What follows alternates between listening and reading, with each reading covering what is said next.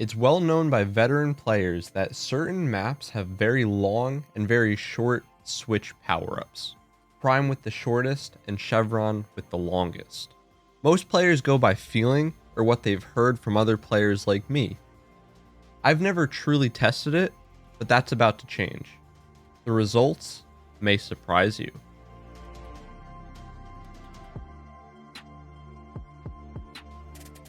From shortest to longest, first up is indeed Prime. Prime has two switches, both lasting 4 seconds. It's more about how the map is designed rather than the duration of the switches though. Because all the lasers are always moving you in a circle, it's hard to stay in one place for an extended amount of time. Therefore, Prime gets rightfully placed into the shortest switch category. Blink is next, and it actually ties with Prime in terms of duration. 2 switches, 4 seconds each. However, the spawns are in the middle, and someone is always ready for it. Because of the ease of getting this switch, it comes right behind Prime. Rotator is a special one. It's the only map with 2 different switches in the cycle, one lasting 4 seconds and the other lasting 5 seconds. There's a very long turnaround time, so it doesn't really feel like a cycle. Carousel and Singularity are both tied with only one non-cycle switch lasting 4 seconds at the beginning of the map. These aren't really that important for how the map plays out, but for the sake of completion, these make it in. Tube is similar, with only one non-cycle switch, but it's a little bit more important to how it plays out, so it gets its own placement. This also lasts for 6 seconds instead of 4, and most of the time that is absolutely necessary because of how the lasers line up with it. Spoiler warning, Crossfire is the only map in the game to have both the longest and shortest switch. I didn't know where to put it, so I just put it near the middle. Both of these switches are non-cycle, and the shorter one is more important because it's later in the map. The first power-up, which is a switch, lasts for 8 seconds, and the more important of the two lasts for 4 seconds. Y-Control is the only map in the game with 3 different switches, each lasting 6 seconds. Only one of these is part of the cycle, but the real kicker is how long it takes to get back to it. From the time the previous one ends until the next available switch, it takes roughly 1 minute and 5 seconds in a very rough environment with almost no way in to the powerful lasers near the center. Turbine is similar to Crossfire in terms of viability of the 2 switches it has. However, Turbine has both lasting 8 seconds. The first one is basically useless, and the second one is the most important switch in the game, giving one team full control over the entire map forever.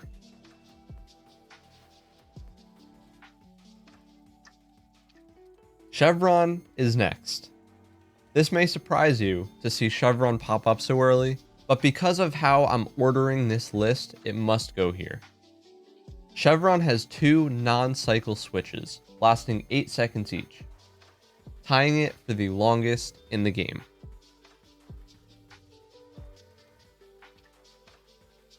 Ricochet is actually tied with the last 2 other maps, having 1 non-cycle switch and 1 cycle switch, lasting 8 seconds each.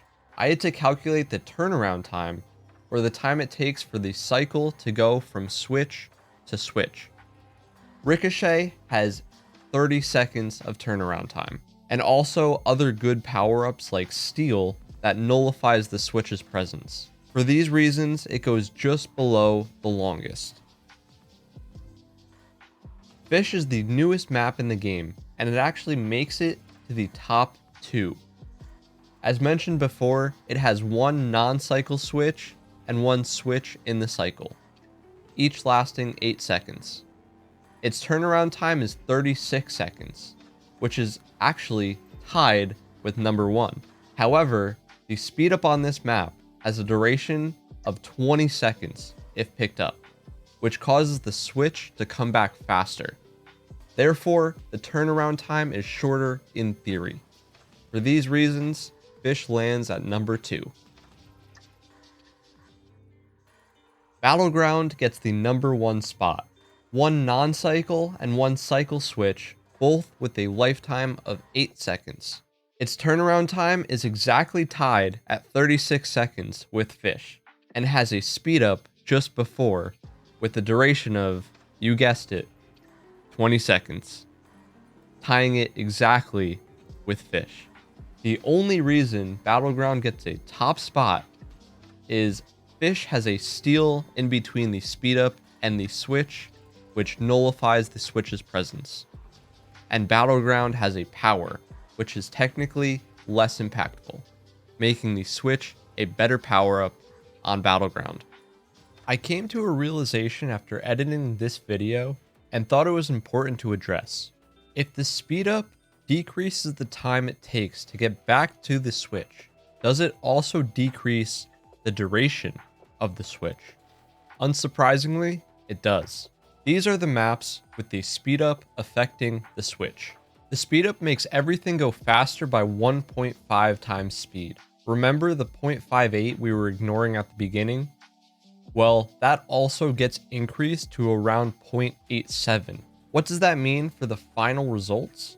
Prime gets put in secure last place with the shortest switch at just under 3 seconds. Now that's only the first switch, which is non-cycle. Its cycle switch is barely unaffected, with the speed up ending just before it spawns in. Y control goes way down with 2 out of the 3 switches being affected, clocking in at 4.58. But remember, we're ignoring more time now, so that actually means it's under 4 seconds. Fish goes down with its cycle switches. This comes in at just over 5 seconds, which is a massive step down from 8 seconds.